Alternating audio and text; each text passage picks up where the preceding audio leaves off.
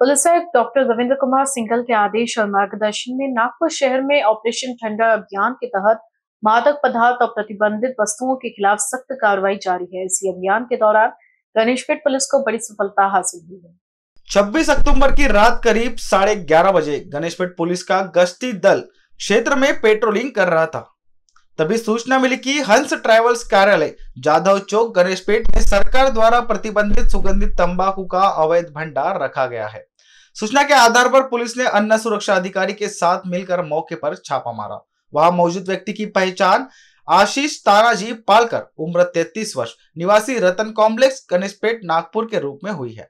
तलाशी में उसके पास से विभिन्न कंपनियों के फ्लेवर युक्त और सुगंधित तंबाकू पाउच बिक्री के लिए रखे हुए मिले। पुलिस ने आरोपी के पास से 2,16,968 रुपए का प्रतिबंधित तंबाकू जब्त किया। पूछताछ में आरोपी ने बताया कि यह माल उसे आशीष और सूरज नामक व्यक्तियों द्वारा बिक्री हेतु भेजा गया था। फिरियादी अमर यादव सोनटक के अन्न सुरक्षा अधिकारी अन्न व औषध प्रशासन नागपुर की शिकायत पर गणेशपेट पुलिस थाने में आरोपियों के खिलाफ मामला दर्ज किया गया है। पुलिस आगे की जांच कर रही है। आम्हाला माननीय उपमुख्यमंत्री Shri Sanjay Mendhe sir Ganeshpeth police station यांना एक गुप्त बातमीदाराकडून माहिती मिळाली होती की हंस ट्रॅव्हल्स जाधव चौक या ठिकाणी गुटखा साठा झालेला आहे। तर त्यांनी मला माहिती दिल्यावरून मी माझ्या स्टाफसह घटनास्थळी गेलो। तर तिथे जवळपास 48 किलोग्रामचा जो बाबा कंपनीचा वेगवेगळ्या पॅकिंगमध्ये असा एक बॉक्स जो संशयित होता मिळून आला, तो आम्ही 2 पंचासमक्ष पंचनामा करून ताब्यात घेतला। सकाळी दुसऱ्या दिवशी फूड अँड ड्रग्सचे अधिकारी आल्यानंतर आम्ही त्यांच्या फिर्यादीवरून आपल्याकडे अपक्रमांक 531/25 फूड अँड ड्रग्सचे जे कलम आहेत ते आणि त्यासोबत 328 IPC आणि इतर कलमांसोबत आम्ही गुन्हा नोंद केला आहे। तर या गुन्ह्यामध्ये जो जवळपास 2,20,000च्या आसपासचा मुद्देमाल एकूण जप्त करण्यात आला आहे। तर त्या अनुषंगाने हा जो जप्त मुद्देमाल आहे तो रायपूरमधून नागपूरमध्ये आलेला आहे। त्याची जी पूर्ण चेन आहे ती सगळी आम्ही आता तपासामध्ये ओपन करणार आहोत। सध्या या गुन्ह्याच्या अनुषंगाने आपण एक आरोपी ताब्यात घेतलेला आहे, अटक केलेला आहे। त्याला आपल्याला दिनांक 31 तारखेपर्यंत पोलीस कोठडी सुद्धा मिळालेली आहे। तर एकूण 48 किलोग्रामचा 2,20,000 आणि समथिंग अमाऊंटचा मुद्देमाल आपण जप्त केलेला आहे।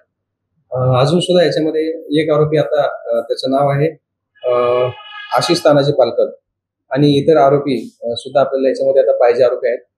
तर एकाला अटक केली आहे, इतरांना सुद्धा आपण या गुन्ह्यामध्ये अटक करणार आहोत।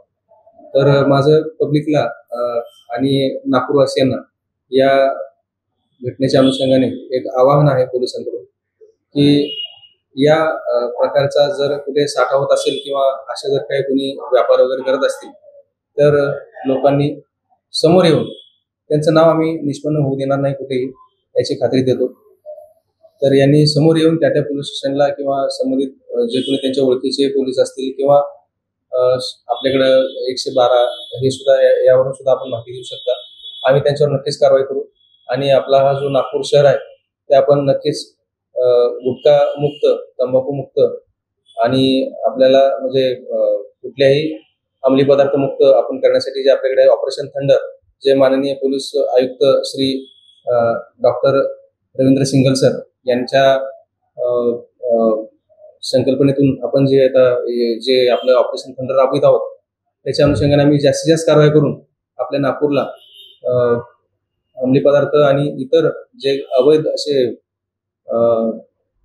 व्यसनमुक्त करणार आहोत।